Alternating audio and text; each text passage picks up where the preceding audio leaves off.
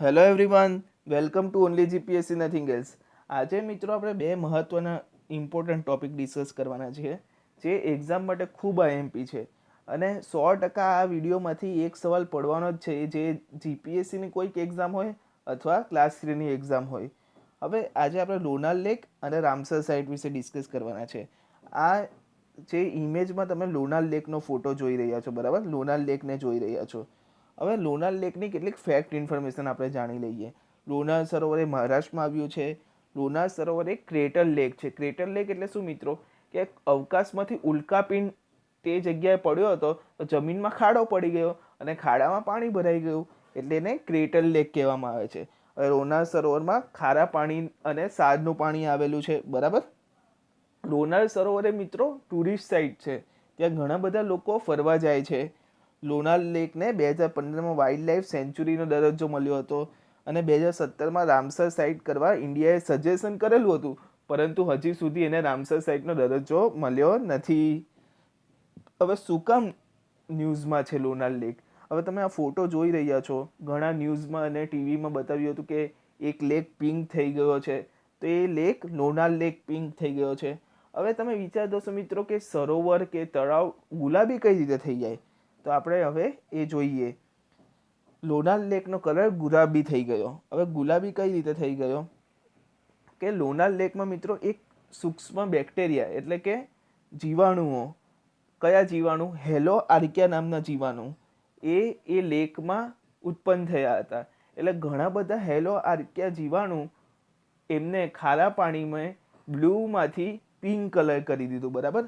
આ યાદ રાખજો મિત્રો, હેલો આર્કિયા બેક્ટેરિયા, બરાબર. તો હવે આ સંશોધન કોને કર્યું કે આ જે બ્લ્યુમાંથી પિંક કર્યું છે એ આ જ બેક્ટેરિયાએ કર્યું છે? તો એ મિત્રો નીરી અને ARI આ બે સંસ્થાએ સંશોધન કર્યું, બરાબર. અને જે બ્લુ કલરમાંથી પિંક કલર થયું એનો મેઇન રીઝન કયું? તો હેલો આર્કિયા બેક્ટેરિયા. આ યાદ રાખજો મિત્રો. હવે નીરીનું ફૂલ ફોર્મ શું છે? નીરીનું ફૂલ ફોર્મ છે national environmental engineering research institute. તો આ મિત્રો નાગપુરમાં આવી છે. અને ARI આપણે જોયું, રિસર્ચ કર્યું એનું નામ છે અગરકર રિસર્ચ ઇન્સ્ટિટ્યૂટ પુણે, બરાબર. હવે રામસર સાઇટ કેટલી છે મિત્રો? અને રામસર સાઇટની હિસ્ટ્રી શું છે? હવે ઇન્ડિયામાં ટોટલ 37 રામસર સાઇટ છે. 2020 પહેલાં તે 27 હતી, પરંતુ હમણાં 10 એડ કરવામાં આવી છે. હવે રામસર કન્વેન્શન મિત્રો 1971માં ઈરાનમાં થયું હતું, બરાબર. હવે આ કન્વેન્શન વેટલેન્ડ માટે છે. હવે વેટલેન્ડ એટલે શું મિત્રો? કે વેટલેન્ડ એટલે એવી જમીન કે એવી જગ્યા જ્યાં તળાવ, સરોવર અને પાણીથી ભરાયેલું હોય, બરાબર. ત્યાં બાયોડાયવર્સિટી વધારે હોય. બાયોડાયવર્સિટી એટલે વિભિન્ન પ્રકારના વનસ્પતિ, પ્રાણી સૃષ્ટિ, જીવાણુ, બરાબર, એ હોય. નેચરલ હેબિટેટની જાળવણી થતી હોય, તેને વેટલેન્ડ એરિયા તરીકે ડિક્લેર કરવામાં આવે છે, બરાબર.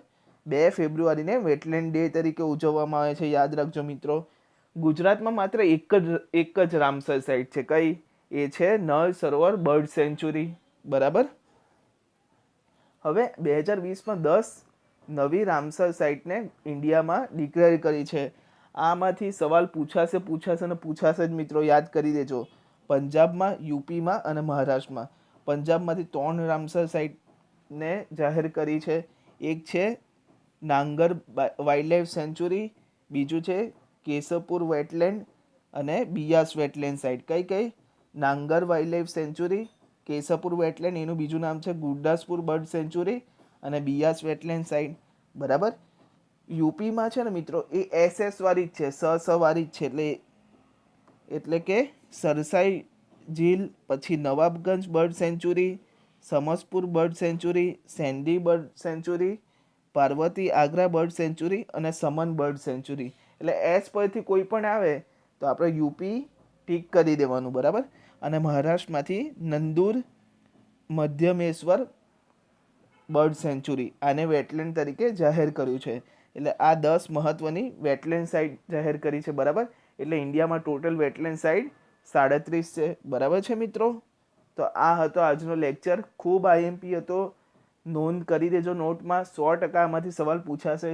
ઓકે ફ્રેન્ડ્સ, વાંચતા રહો. Thank you.